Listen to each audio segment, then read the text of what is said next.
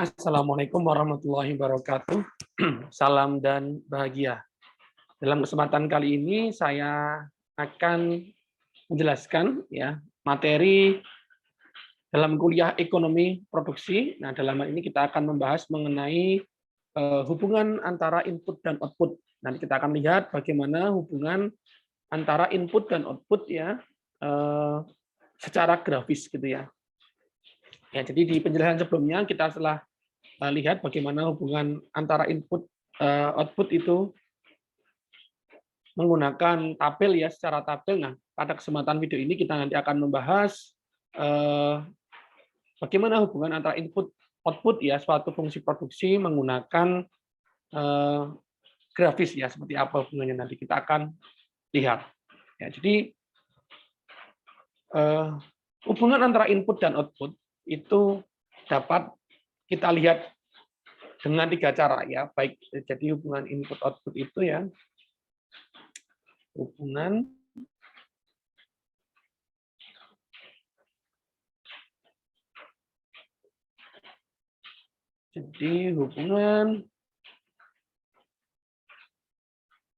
input output itu bisa kita lihat hubungannya dengan 3 cara, dengan tabel ya, grafik, dan persamaan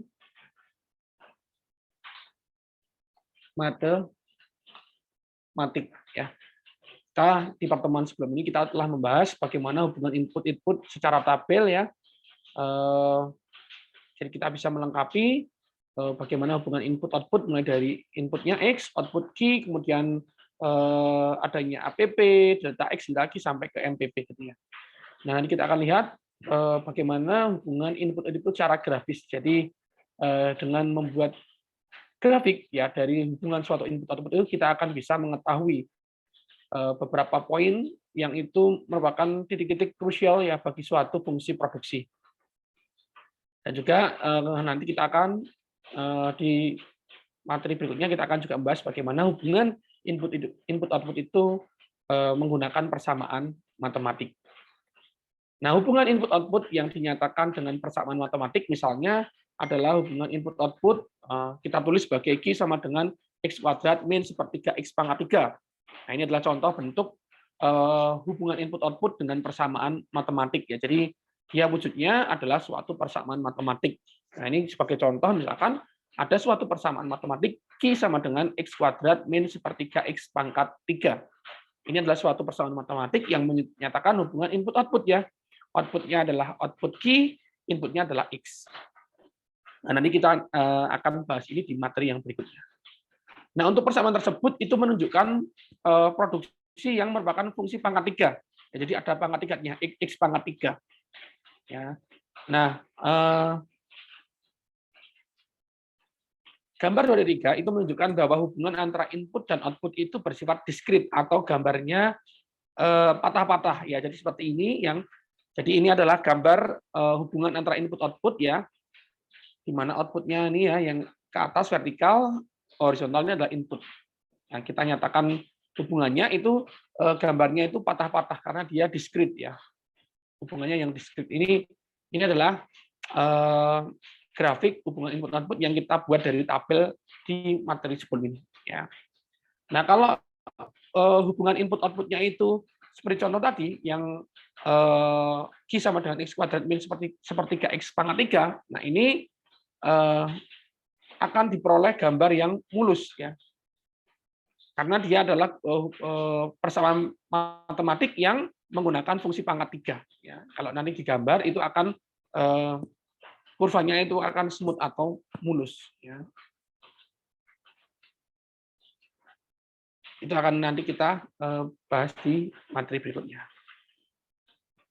Nah, dalam hubungan input-output itu berlaku ya suatu hukum yang disebut sebagai hukum pertambahan hasil yang semakin berkurang atau disebut juga sebagai law of diminishing return. Hukum pertambahan hasil yang semakin berkurang.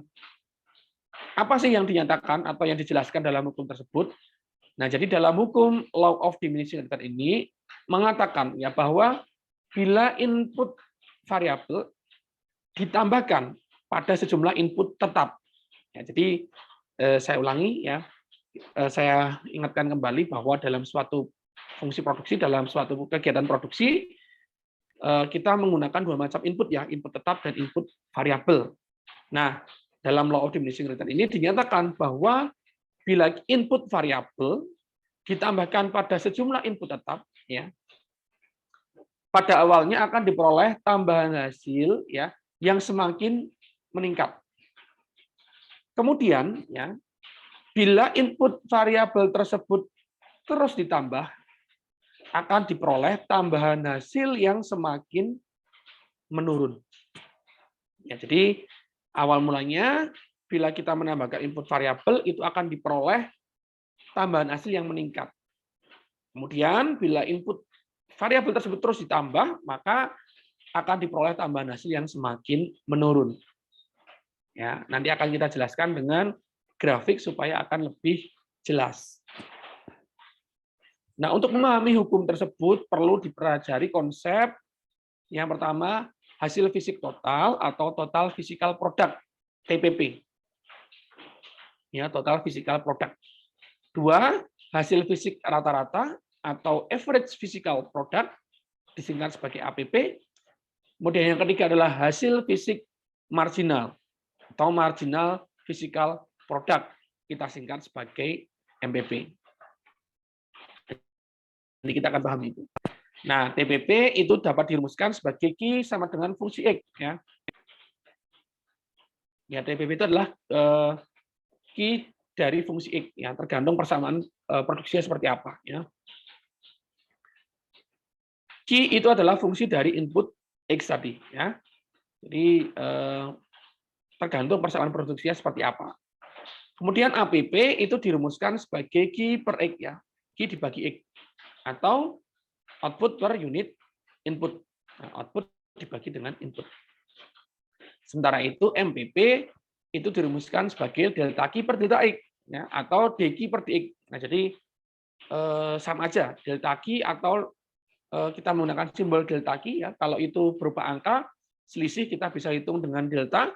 Nah, tapi kalau itu dia persamaan matematik ya, kita bisa buat nyatakan itu sebagai dQ per dX atau turunan fungsi Q terhadap X. Ya. Jadi kalau itu dia menggunakan persamaan matematik, kita bisa dengan konsep diferensial atau turunan. Ini juga nanti akan kita pahami yang menggunakan persamaan matematik ini. Ya. Atau dinyatakan juga sebagai perubahan output per unit perubahan input. Ya, itulah delta Q per delta X MPP. Nah, nanti tabel 3 ya yang kemarin kita buat itu menunjukkan hubungan antara input dan output serta angka-angka APP dan MPP. Ya, jadi ini yang kemarin sudah kita pelajari ya bagaimana hubungan antara input dan output ya secara tabel kemarin ya. Nah, nanti kita akan juga bahas grafiknya ya.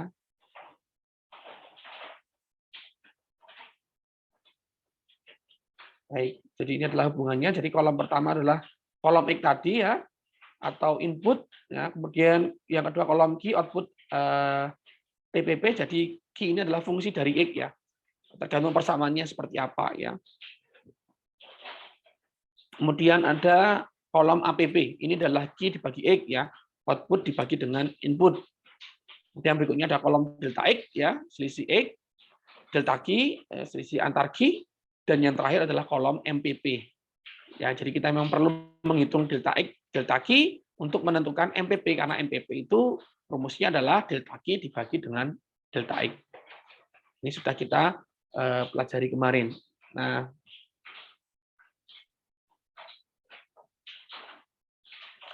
kalau ini adalah persamaan grafik TPP-nya ya, dari tabel yang ada di atas. Kalau kita buat suatu grafik, inilah grafik TPP-nya. Ya. Jadi ini kita tinggal menghubungkan antara nilai-nilai yang ada pada tabel. Ya. Jadi saat X-nya 0, Q-nya 0. Ya. Saat X-nya 1,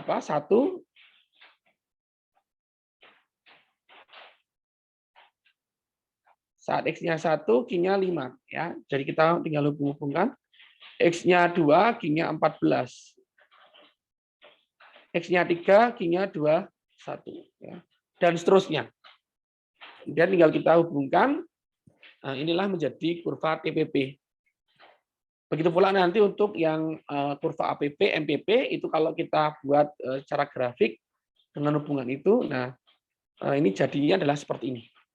Ya. Yang berwarna biru ini adalah kurva APP, Average Physical Product, sementara yang berwarna jingga atau pink ini adalah kurva MPP, Marginal Physical Product.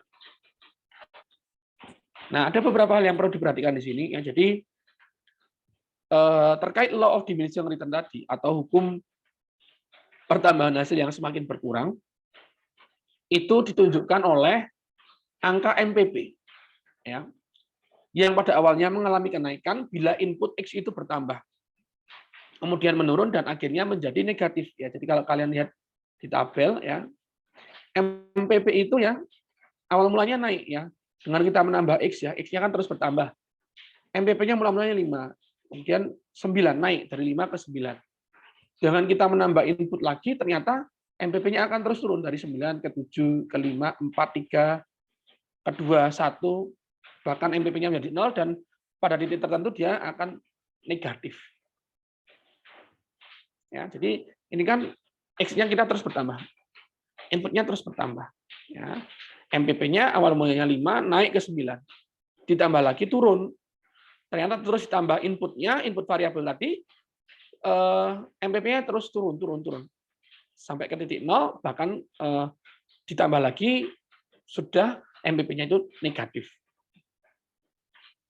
Nah, ini yang dinyatakan dengan hubungan law of diminishing return tadi. Jadi law of diminishing return tadi menyatakan bahwa bila kita menambah input variabel pada sejumlah input tetap, awal mulanya dengan kita menambah input tadi akan diikuti dengan tambahan hasil yang terus meningkat. Tapi terus dengan menambah input variabel tadi, tambahan hasilnya akan terus berkurang. Inilah yang ditunjukkan oleh nilai MPP tadi ya. Jadi MPP awal mulanya mengalami kenaikan ya. Karena MPP itu kan delta Q dibagi delta X. Ya. Jadi MPP awal mulanya itu mengalami kenaikan ya bila input X bertambah. Kemudian menurun dan akhirnya menjadi negatif. Nah, jadi MPP itu bisa positif, 0, dan negatif. Nah, tetapi ada interpretasinya, ada maksudnya. MPP saat itu dia bernilai positif, ya, berarti menambah input itu akan menambah hasil. Ya, jadi kalau dia positif ya menambah input itu masih menambah hasil, ya, ada tambahan hasilnya. NPP 0 berarti menambah input itu tidak menambah hasil. Dan saat MPP-nya negatif, ini kebalikannya, berarti dengan menambah input justru kita akan mengurangi hasilnya. Ya. Hasilnya justru akan negatif, ya, turun. Nah, APP dan MPP pada berbagai tingkat penggunaan dapat dilihat pada gambar ini, grafik ini. Ya. Bila fungsi produksi mulus, maka TPP, APP, MPP akan terlihat seperti gambar 25 yang ada di bawah nanti. Ya. Nah, jadi ini MPP. Ya. Jadi MPP mula-mula dia naik, kemudian turun, tapi ini masih positif ya, masih positif, berarti dia masih menambah hasil. Nah, pada titik ini MPP sama dengan 0. Artinya tadi menambah input itu tidak akan menambah hasil. Ya. Dan saat negatif ini ya di bawah ini dengan input ini berarti kita menambahkan input itu justru akan mengurangi hasil. Hasilnya akan negatif ya, akan berkurang ya. Nah, yang birunya adalah kurva APP. Ya. Nanti kita akan lihat bagaimana hubungan antara kurva TPP, MPP, dan juga APP. Ya, karena tiga kurva tersebut akan saling terkait, ada interpretasinya sendiri. Gitu ya. Jadi ini kita berikan contoh untuk kurva gambar 2.5. Ini adalah kurva TPP, APP, MPP bila fungsi produksi mulus. Ya. Jadi sebagai contoh untuk suatu fungsi produksi yang dia smooth, ya, yang persamaan produksinya itu digambar itu mulus ya. Jadi mungkin ini adalah biasanya adalah untuk persamaan matematik yang dengan pangkat 3 itu akan lebih mulus smooth gitu ya. Nah, ini contoh aja sebagai untuk kita nanti bisa melihat bagaimana hubungan antara kurva TPP, APP dan MPP. Ya, jadi ini mengikuti kaidah fungsi produksi ya, di mana adanya law of diminishing return ya. Jadi kurvanya itu bentuknya seperti ini ya. Jadi ini akan saya perjelas dengan gambar ya. Jadi horizontalnya adalah input X, vertikalnya output Q ya. Kemudian ini adalah titik origin 0 ya. Nah, kurvanya itu dia awal mulanya seperti ini ya, dia. Nah, oke, saya perjelas dengan warna merah ini. Jadi dia awal mulanya itu bentuknya cekung ya, cekung kurvanya gitu ya. Kemudian pada titik tertentu dia ada titik baliknya. Kemudian kurva itu menjadi cembung gitu ya. Nah, ini mengikuti kaidah law of diminishing return. Jadi produksinya itu akan terus bertambah, ada titik puncaknya, kemudian akan turun. Ya. Ini kurva TPP-nya. Nah, kemudian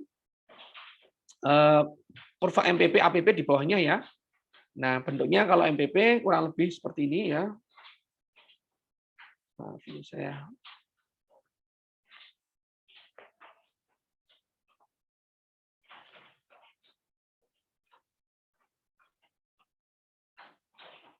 Oke, saya perjelas ini dengan warna lain ya. Misalkan ini berwarna biru ya, MPP-nya.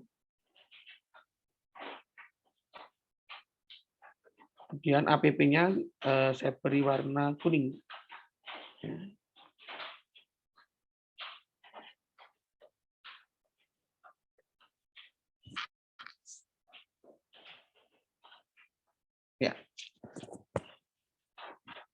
Nah, kalau sudah punya model ini bisa kalian cermati ya. Ada beberapa titik ya yang bisa kalian amati di sini ya, yang saya beri kode ya, simbol A, B, dan C. Ini adalah beberapa titik krusial penting yang ada pada suatu fungsi produksi. Yaitu ada titik A, titik B, dan titik C. Nah, nanti ini ada kaitannya dengan daerah 1, daerah 2, dan juga daerah 3. Dalam suatu fungsi produksi itu dikenal ada yang namanya daerah 1, daerah 2, dan daerah 3. Nah, yang pertama adalah titik A. Kalian perhatikan titik A di sini ya. Ini titik A. Titik A di sini ya. Ya. Titik A, ini kalau kalian lihat pada kurva TPP itu ya, ini adalah suatu titik yang disebut sebagai inflection point atau titik belok. Karena apa? Karena kalau kalian lihat pada kurva ini, awal mulanya kan kurvanya itu cekung gini ya. Nah, pada saat titik A, dia titik balik. Ya, jadi dia mulai cembung. Ya, arahnya berlawanan. Ya. Ini sebenarnya titik belok. Nah, sebenarnya pada saat apa sih titik A itu? Titik A itu kalau kalian turunkan ke kurva MPP, ya, lihat di bawahnya ya. Kalau kita turunkan, ini adalah saat kondisinya adalah saat inputnya X1, ya. Di mana saat input X1 ini adalah saat MPP-nya adalah di sini, ya. Ini adalah saat MPP itu adalah puncak, ya, atau maksimal, ya, titik maksimal dari fungsi atau kurva MPP. Ya, sekali lagi, titik A ini adalah titik inflection point, titik belok. Kalau kita turunkan ke kurva MPP, ini adalah saat MPP-nya itu adalah MPP maksimum atau mencapai titik puncaknya. Kalian lihat di kurva ini, MPP saat titik A itu kalau kita turunkan, dia ada di puncak. Ya. Saat kurva ini ya, yang berwarna biru ini dia ada di puncaknya. Setelah itu melewati titik ini, MPP akan turun. Ya, itulah inflection point, titik balik ya. Jadi MPP-nya mula-mula naik ya, tadi kan karena law of diminishing return, mula-mula dengan menambah input variabel, tambahan hasil akan bertambah. Jadi saat ini bertambah ya, ini mulai berkurang ya. Tapi tadi ya saat dia positif itu masih bertambah ya. Nah, nanti dia akan mencapai titik 0 dan juga akan melewati titik negatif ya. Nah, saat titik A ini adalah saat MPP-nya maksimum ya. Kemudian perhatikan titik B. Ya, titik B di sini ya. Titik B ini adalah saat inputnya X2. Nah, kalau ini kita turunkan, kapan titik B ini terjadi ya? Nah, kalau dalam kurva TPP ini dia sudah mendekati pada titik puncak ya, tapi belum puncak ya, masih mendekati. Nah, kalau kita turunkan ke kurva MPP APP ya, titik B ini adalah saat ini. Titik B. Jadi ini tadi A, ini B, ini C ya nanti ya, C. Nah, titik B kalau ternyata kita turunkan, kita lihat pada kurva MPP dan APP, ternyata titik B tadi itu adalah saat titik potong ya. Titik potong antara MPP dan APP. Nah, atau kalau secara matematis persamaannya dapat kita tulis sebagai saat titik B ini adalah saat MPP sama dengan APP. Ya, jadi saat MPP sama dengan APP. Ya. Nah, ini adalah daerah, maaf, ini adalah saat titik B tadi. Ya. Nah, ini penting kenapa? Karena titik B ini adalah yang membedakan ya. Jadi sebelah kiri titik B ini ya, ini adalah daerah 1 ya. Nanti titik B sampai C ini adalah daerah 2 dan sebelah kanan titik C ini adalah daerah 3 ya. Nah, titik B ini disebut sebagai titik awal pada daerah 2 dalam suatu fungsi produksi. Nah, nanti apa kita akan pahami apa itu daerah 1, 2 dan 3 ya. Nah, tapi kita pahami dulu titik A tadi adalah saat MPP maksimum, titik B ini adalah saat MPP sama dengan APP. Nah, kemudian yang terakhir adalah titik C. Titik C, kalau dalam kurva TPP ini jelas ya, dia adalah saat di sini. Ini adalah saat TPP itu adalah maksimum. Atau saat TPP itu ada di nilai angka puncaknya, maksimumnya. Outputnya, produksinya saat maksimum. Itulah titik C. Ya. Nah, nanti kaitannya dengan daerah 3, setelah melewati titik C, kanannya titik C ini adalah daerah 3. Nah, kalau ini kita lihat hubungannya dengan APP MPP ya, kita lihat nanti ya, titik C turunkan adalah saat X3. Nah, saat X3 itu kalau kita turunkan ke kurva MPP APP ternyata adalah saat ini. Ini saat MPP sama dengan 0. Ya, ternyata saat TPP itu maksimum, itu adalah saat MPP-nya sama dengan 0. Jadi dalam suatu fungsi produksi itu akan maksimum saat MPP-nya sama dengan 0. Ya, tambahan hasilnya sama dengan 0. Ya, sudah mentok, karena kalau itu sudah melewati maksimum, dia akan turun. Ya, justru nanti MPP-nya akan negatif. Ya. Itulah titik C. Ya, jadi saat titik A, tadi sekali lagi, itu adalah saat MPP-nya maksimum, ya, kaitannya dengan MPP APP ya. Titik B adalah saat MPP sama dengan APP atau titik potong ya, ketemunya antara kurva MPP dan APP. Sementara titik C tadi kalau kita turunkan ini adalah saat MPP sama dengan 0. Nah, kita lihat bagaimana atau apa yang dimaksud sebagai daerah 1, daerah 2 dan daerah 3 dalam suatu fungsi produksi. Jadi daerah dalam suatu fungsi produksi itu nanti dikenal dengan dua macam daerah, daerah rasional ya dan daerah irasional. Ya. Apa maksudnya rasional dan irasional?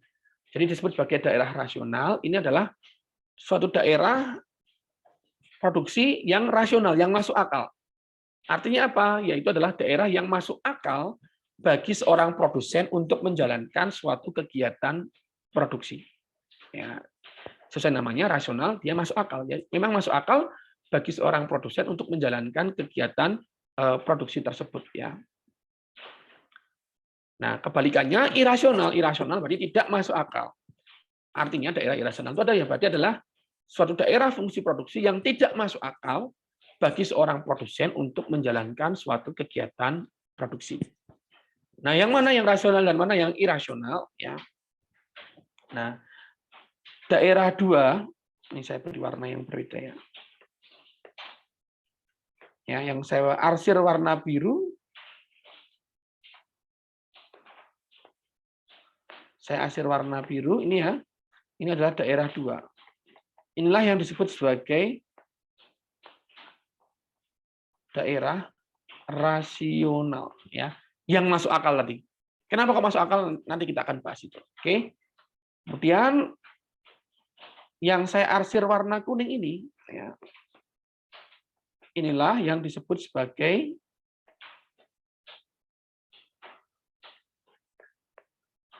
daerah irasional atau yang tidak masuk akal bagi seorang produsen. Nah, jadi daerah rasional adalah daerah 2, daerah irasional adalah daerah 1 dan daerah 3. Oke, kita mulai dari yang irasional dulu. Daerah 1 ini disebut sebagai daerah irasional. Kenapa kok irasional, Pak? Kenapa tidak masuk akal? Kalian perhatikan pada grafik ini, pada saat daerah 1 ini ya, fungsi produksi itu masih naik. Ya. Dia itu masih naik. Artinya apa? Pada daerah 1 ini dengan kalian menambah input variabel. Ya. Jadi dengan kalian menambah input variabel pada daerah 1 ini, itu outputnya itu masih terus bertambah. Ya, sampai sini ya. Ini kalau kalian nambah input itu, outputnya masih bertambah. Misalkan kalian punya suatu lahan, ya, tanami jagung gitu. Nah, dengan kalian menambah pupuk ya, produksinya itu masih terus bertambah. Nah, apakah itu irasional? Ya, maka tentu ini tidak rasional. Kenapa? Karena produsen itu tidak akan produksi pada daerah ini, karena dia dengan produsen itu menambah suatu input, produksinya masih akan terus bertambah. Jadi sayang kalau produksinya hanya pada daerah 1 ini, karena dengan dia masih menambahkan input itu masih bisa terus tambah ya. Belum mencapai titik optimalnya, belum mencapai titik maksimumnya. Ya, jadi belum mencapai potensi maksimalnya ya. Masih bisa terus ditambah. Jadi tidak rasional bagi seorang produsen berproduksi pada area ini, daerah 1 ini. Nah, berbeda pada daerah 2 ya. Daerah 2 adalah saat ini. Ya, di kisaran ini ya. Nah, pada daerah 2 ini adalah daerah yang rasional bagi seorang produsen. Karena apa? Pada daerah ini seorang produsen akan mencapai titik maksimumnya. Ya. Dia mencapai titik maksimumnya. Ini saat-saat optimal ya. Kalau dia berproduksi pada area ini ya, dengan input sejumlah ini ya, yang ada di antara X2 X3 ini ya. Ya. Di kisaran ini dia akan mencapai titik ya, ini outputnya akan mencapai titik maksimum ya. Kalau dia maksimalkan akan mencapai titik C tadi ya. Dia akan mencapai titik maksimum ya. Paling enggak ya titik B ya. Ini adalah saat ya outputnya itu mendekati maksimal ya. Jadi di kisaran puncak, di kisaran area yang maksimal. Inilah daerah 2 rasional ya. Seorang produsen tentu jadi kita harus berpikir dari sudut pandang kacamata seorang produsen. Kalau saya memproduksi ya tentu saya inginnya ya hasil semaksimal mungkin. Ya, maka daerah 2 ini adalah daerah rasional karena pada daerah tersebut produsen akan mencapai titik maksimal pada produksinya. Gitu ya. Nah, kemudian setelah itu inilah yang disebut sebagai daerah 3 yang juga daerah irasional ya. Nah, kenapa di daerah sini kenapa irasional? Nah, pada saat daerah 3 ini justru dengan kita menambah input ini outputnya sudah turun ya. Ya. Artinya dengan kita menambah input justru pertambahan hasilnya akan terus berkurang. ya, produksinya akan berkurang. Ya, tentu ini adalah tidak rasional, tidak masuk akal bagi seorang produsen. Karena kalau dia menambah input, justru produksinya akan turun. Ya. Maka daerah 3 ini disebut sebagai daerah irasional. Ya, jadi itulah 3 daerah yang ada pada fungsi produksi. Ya, jadi daerah 1 dan 3 irasional, tidak masuk akal bagi seorang produsen. Ya. Kalau daerah 1 tadi belum mencapai titik optimal, ya, ibaratnya sayang, ya, bahasanya iman-iman, ya, karena dengan diam produsen itu menambah input itu masih bisa bertambah outputnya. Daerah 2 rasional, masuk akal, karena itu saat berarea masuki area 2 ini, daerah 2 ini, produsen itu akan mencapai titik maksimalnya. Sementara itu lanjut lagi ke daerah 3 irasional, tidak masuk akal karena dengan menambah input justru produksinya akan turun. Ya, jadi itulah daerah 1, daerah 2, dan daerah 3 pada fungsi produksi. Nah, ini juga tadi kaitannya dengan hubungan antara kurva TPP, APP, dan MPP. Ya. Titik A saat inflection point, titik belok, nah, tadi saat MPP-nya maksimal. Titik B ini adalah saat MPP sama dengan APP, dan titik C adalah saat TPP itu maksimum atau saat MPP sama dengan 0. Nah, ini perlu dipahami karena nanti setelah ini kita akan lihat hubungan itu, ya, antara TPP, APP, dan MPP dengan persamaan matematiknya. Ya, jadi mohon ini dipahami dengan baik supaya nanti dengan materi yang berikutnya itu akan lebih paham lagi, jelas lagi, karena akan terus saling berkaitan. Ya, bagaimana hubungan antara input dan output ini. Ya, jadi demikian, ya, penjelasan saya mengenai hubungan input-output, ya, secara grafis kaitannya hubungannya antara grafik TPP, APP, dan MPP. Ya. Nah, demikian yang dapat saya sampaikan. Terima kasih atas perhatiannya. Saya tutup. Wassalamualaikum warahmatullahi wabarakatuh. Salam. Nah, silakan kalau ada yang tidak jelas dapat tanyakan pada kolom komentar.